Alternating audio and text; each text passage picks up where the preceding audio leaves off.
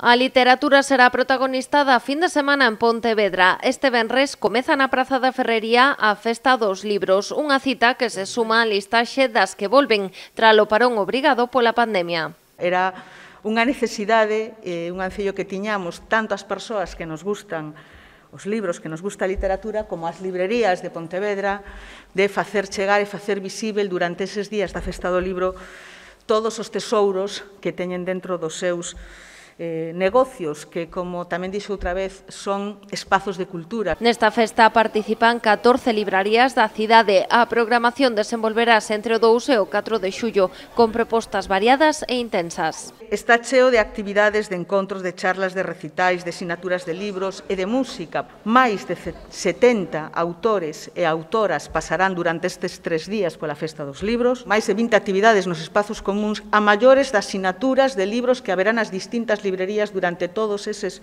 días do programa. Na programación destaca a presentación da novela El lunes nos querrán da man da súa autora, o último premio Nadal Nadja El Hakmi. Un repaso da traxectoria da editora e escritora Eva Mejuto ou a iniciativa Libros do Trinque da Libraría Paz son algunhas das novidades. Por exemplo, Libros do Trinque, que é un encontro que se fai con autores de libros recén saídos do prelo, que levan uns días editados, que vai ser na Praza da Estrela e que se organiza coa Librería Paz, a que é necesario inscribirse. Dende o sector recuperan esta cita con ilusión, máis aínda despois do tempo da pandemia, durante o que os lectores botaron de menos as súas librarías de confianza.